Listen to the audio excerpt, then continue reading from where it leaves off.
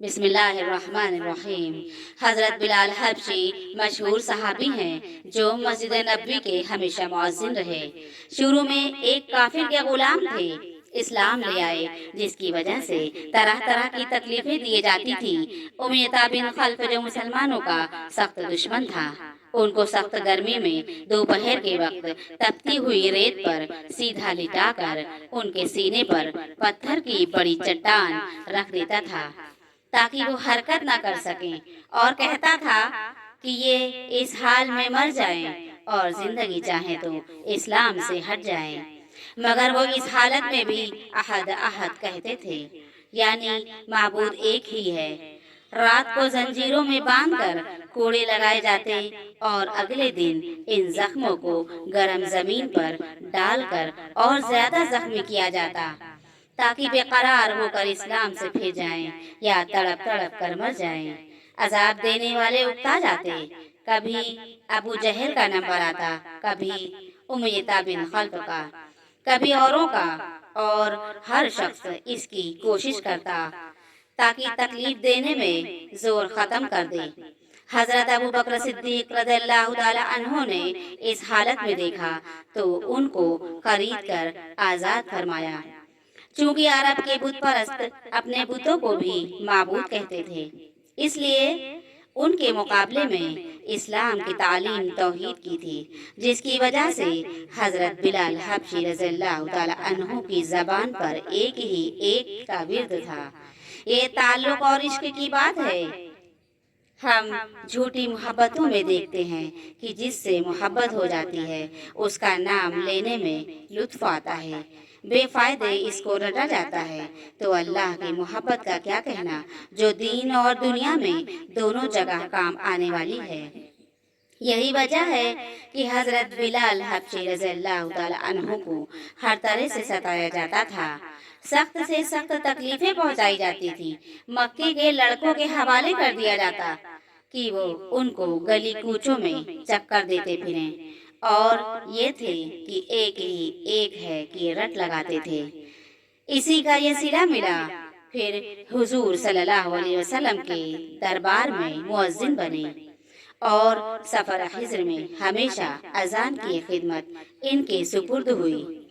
حضور صلی اللہ علیہ وسلم کے وصال کے بعد مدینہ طیبہ میں رہنا اور حضور صلی اللہ علیہ وآلہ وسلم کی جگہ کو خالی دیکھنا مشکل ہو گیا، اس لیے ارادہ کیا کہ اپنی زندگی کے جو دن ہے جہاد میں گزار دوں۔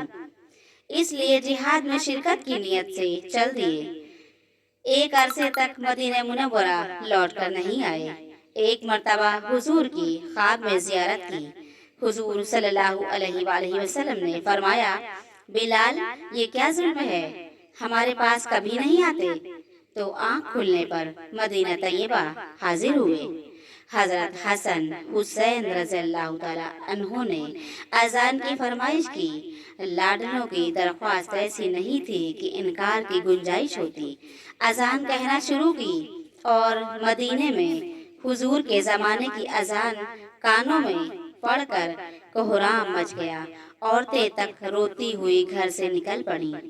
چند روز قیام کے بعد واپس ہوئے اور 20 ہجری کے قریب و مشرق میں وصال ہوا۔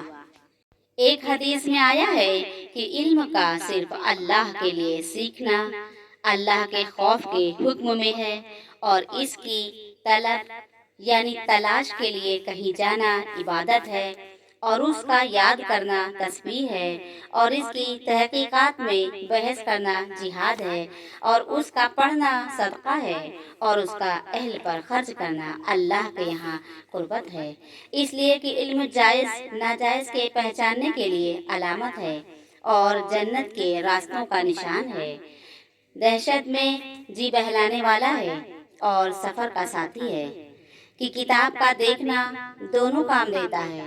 اسی طرح تنہائی میں ایک محدث ہے، خوشی اور رنج میں دلیل ہے، دشمنوں پر ہتھیار ہے، دوستوں کے لیے حق تعالی شانہ اس کی وجہ سے ایک جماعت علماء کو بلند مرتبہ کرتا ہے کہ وہ خیر کی طرف بلانے والے ہوئے، اور ایسے امام ہوتے ہیں کہ ان کے نشان قدم پر چلا جائے اور ان کے افعال کا اتباع کیا جائے، ان کی رائے کی طرف رجوع کیا جائے۔ فرشتے ان سے دوستی کرنے کی رغبت کرتے ہیں۔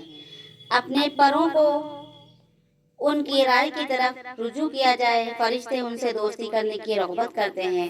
اپنے پروں کو برکت حاصل کرنے کے لیے یا محبت کے طور پر ان پر ملتے ہیں اور ہر طرح خشک چیز دنیا کی ان کے لیے اللہ سے مغفرت کی دعا کرتی ہے، حتیٰ کہ سمندر کی مچھلیاں اور جنگل کے درندے اور چوپائے اور ہر زہریلے جانور، سانپ وغیرہ تک بھی دعائے مغفرت کرتے رہتے ہیں۔ اور یہ سب اس لیے کہ علم دلوں کی روشنی ہے، آنکھوں کا نور ہے۔ علم کی وجہ سے بندہ امت کے بہترین افراد تک پہنچ جاتا ہے، دنیا اور آخرت کے بلند مرتبوں کو حاصل کر لیتا ہے۔ اس کا مطالعہ روزوں کے برابر ہے، اس کا یاد کرنا تہجد کے برابر ہے۔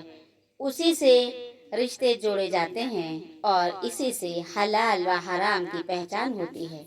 وہ عمل کا امام ہے اور عمل اس کا تابع ہے۔ سعید لوگوں کو اس کا الہام کیا جاتا ہے اور بدبخت اس سے محروم رہتے ہیں۔